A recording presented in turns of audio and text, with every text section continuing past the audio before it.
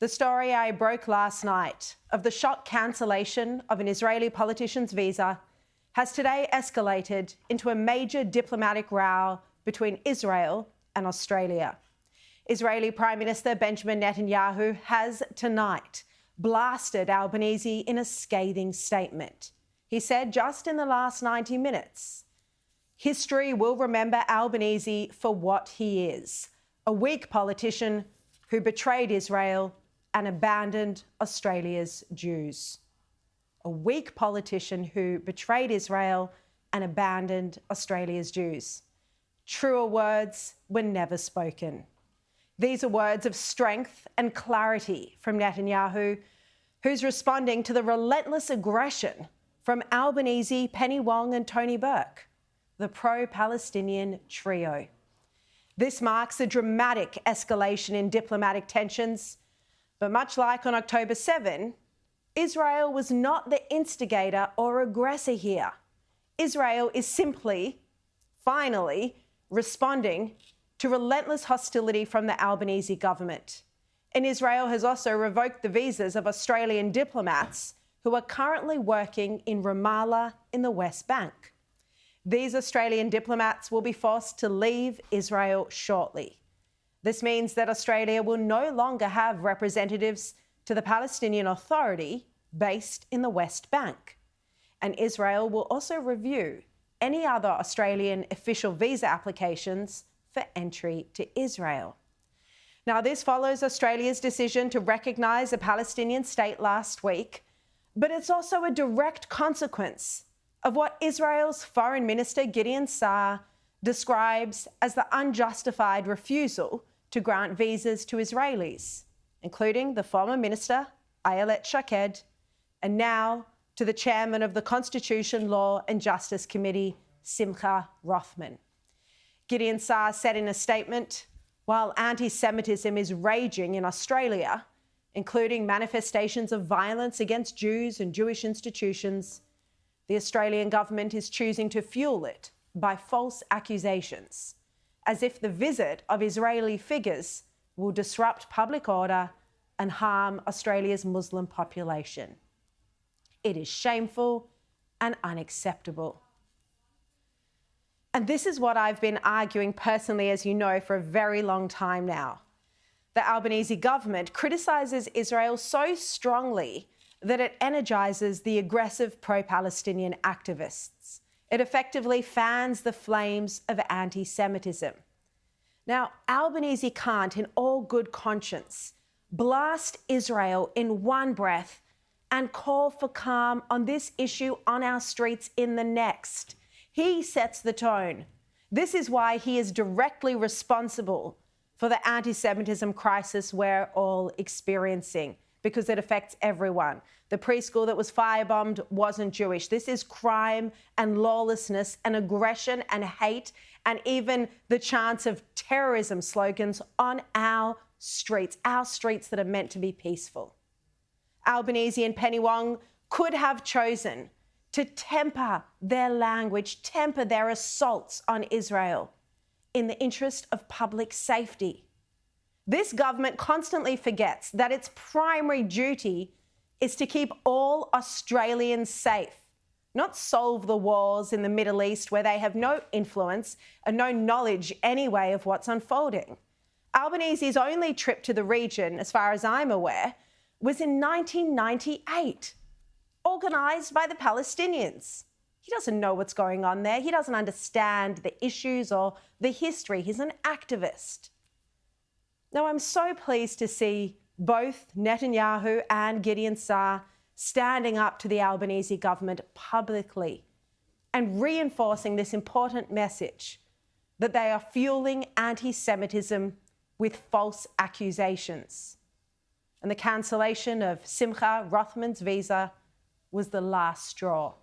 He was meant to arrive today for a Jewish solidarity visit. He was speaking at schools and synagogues. His visa had been approved on the 8th of August, but then early yesterday morning, he found out it had been cancelled. And not just that, he'd been banned from entering Australia for 3 years. If you missed it, here he was on my show last night. And I saw that I am being blamed not for any controversial comments that I made, but on ideas and comments that are accepted by wide consensus in Israel, that Hamas is bad and Israel is good, that anyone who wants to side with the good should be with Israel. So it's not against me, it's against the state of Israel. I saw many people in Australia chanting in the streets, from the river to the sea, Palestine would be free. I did not see the government of Australia doing anything against those messages. He is part of Netanyahu's governing coalition. He's a far-right MP. Now, not everyone in Israel or all Jews agree with his right-wing views, just like not everyone in Australia agrees with conservative politicians here. But not agreeing with someone's views is certainly not a reason to ban them from our country. And even his political rival, Benny Gantz, made this point, saying Rothman and I have stark political and ideological differences, yet Australia's decision to bar him from entry is not only deeply misguided, but blatantly hypocritical. If only Australia fought the ravaging anti-Semitism targeting its Jewish communities with the same fervour it banned representatives from the one and only democracy in the Middle East. And opposition leader Susan Lee made a similar point today. Well, I really regret the way that the relationship between the Albanese government and the government of Israel is deteriorating. Now, I've read the entire document that supposedly justifies, cancelling Rothman's visa. And it points to some mildly controversial remarks he's alleged to have made in media interviews. Now, I'm going to tackle the most controversial. He is alleged to have said that Palestinian children are enemies. Now, that sounds pretty terrible. So I went and found the interview where he's alleged to have said it. I'm going to show it to you now. Have a look. Mr. Smotrich, your leader, has said that the people of Gaza should leave, that the aim is to get them to leave. It's a combat zone. When there is a combat zone, when there is a terrorist organization who is hiding behind civilians, you should let them run away. And if you are blocking them, you're aiding and abetting a terrorist organization, using them as human shields. That's not a moral thing to do. And if the United Kingdom want to be a humanitarian country that cares about human rights and human lives, they would help the Gazans who wants to leave the area leave and not aid Hamas to use them as human shields. I've got an idea. Why don't you let them come over the border into Israel? Why don't they flee into Israel? Because they are our enemies. Because they are the children are your enemies? They are our enemies. And according to international treaties about refugees in the time of war, you don't let them conquer your country with refugees. So that there was the most controversial comment Simcha Rothman is alleged to have made. And as you heard, what he was suggesting is that the United Kingdom take in the innocent civilians from Gaza, the innocent Palestinians. And the journalist said to him, well, why doesn't Israel take them? So that is the context in which he was saying this. He didn't openly come out and say Palestinian children are the enemies. He was arguing the reverse point. He was arguing that the United Kingdom should be taking the civilians from Gaza. And his point, more broadly, is that other nations should be doing that as well. Now, of course, Israel can't open its border to allow Palestinians in during the war. And by the way, none of the neighbouring Arab nations are doing this either. Egypt could easily open its gates for Palestinian women and children, and it should do this. So because of that comment that Israel isn't opening its border even to children, and it was the journalist who said the word enemies, not him, he's not allowed into the country. That was the worst comment cited in the document. Now, the Home Affairs document also points to completely uncontroversial remarks, such as that Israel is not to blame for the suffering in Gaza and that Hamas is the enemy. The document says that Rothman's statements, and I quote, mirror the policies of his party, including the elimination of Hamas. Wow. Of course he wants to eliminate this murderous terrorist group. What right-thinking person would not want to get rid of Hamas? Well, apparently some official in Home Affairs. And so Home Affairs concludes, again, I quote, specifically, I consider his presence in Australia would or might be a risk to the good order of the Australian community or a segment of the Australian community, namely the Islamic population.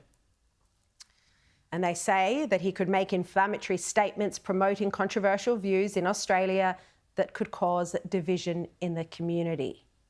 Now, this is a bit rich because look who is causing division in Australia at the moment. It's certainly not the Jewish or Israeli communities.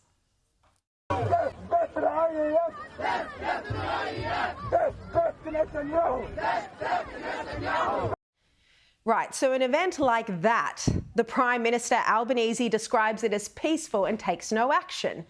Yet Albanese government ministers are apparently worried that an intellectual parliamentarian from Israel might disturb the peace as he quietly speaks to Jewish schools and synagogues.